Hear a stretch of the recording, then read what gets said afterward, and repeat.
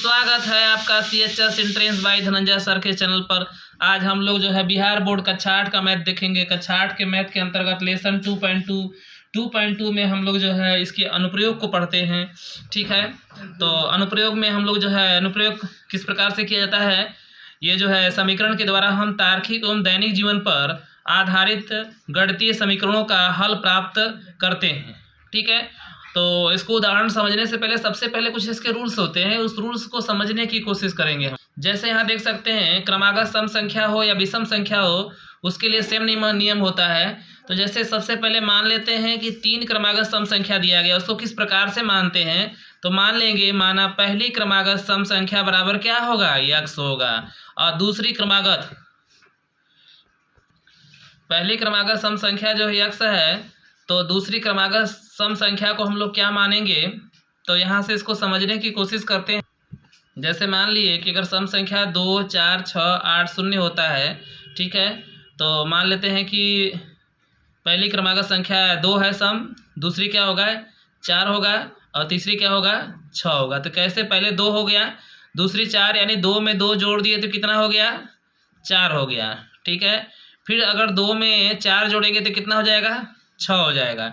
इस प्रकार मान लेते हैं, अगर 2 को अगर हम लोगों ने x मान लिया तो दूसरी क्रमागत संख्या क्या हो जाएगी x+2 होगी, और तीसरी क्या हो जाएगी x+4 हो जाएगी। इसका मतलब दो संख्याएं क्या होती है, सम संख्याओं में बढ़ती हैं। ठीक है, चलिए अब हम लोग जो है पहली क्रमागत सम संख्या अगर x माने हैं तो दूसरी क्रमागत सम संख्या क्या हो जाएगी, उसमें 2 बढ़ जाएगा, x+2 हो जाएगा।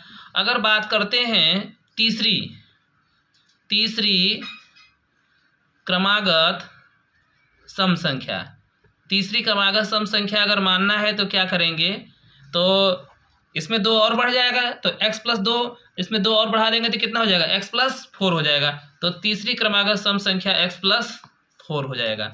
ठीक है, इस प्रकार से सम संख्याओं को हम लोग जो है ऐसे मान सकते हैं।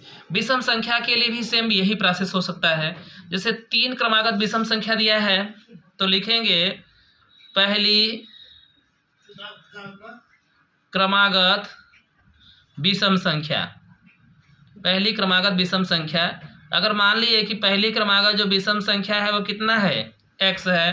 ठीक है, तो दूसरी क्रमागत विषम संख्या क्या मानेंगे, दूसरी क्रमागत विषम संख्या।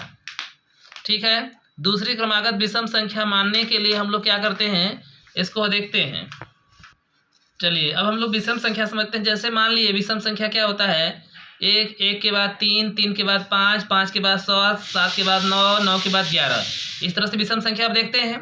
अब देखिए मान लीजिए 1 हो गया तो 3 कैसे आया, 1 में क्या जोड़ेगी 3 आया, 1 में 2 जोड़ेंगे 3 आएगा। 5 कैसे आया, 1 में क्या जोड़े कि 5 आया, तो 1 में क्या जोड़ दिए 4 जोड़ दिए। ठीक है, इसका मतलब क्या हो रहा है कि दो संख्याएं बढ़ रही है ना, 1 और 2 3 हो गया, 3 में 2 जोड़ दिए 5 हो गया, 5 में 2 जोड़ दिए 7 हो गया, 7 में 2 जोड़ दिए 9 हो गया, और 9 में 2 जोड़ दिए 11 हो गया। सब में 2 बढ़ रहा है, 2 क्या हो रहा है, बढ़ रहा है। अगर हम लोग 1 को अगर x मान लिए तो x+2 हो जाएगा, दूसरी क्रमागत विषम संख्या x+2 हो जाएगा, तीसरी क्या हो जाएगा x+4 हो जाएगा। नहीं, मानने का तरीका वही है, सम और विषम में सेम प्रोसेस हम मान सकते हैं।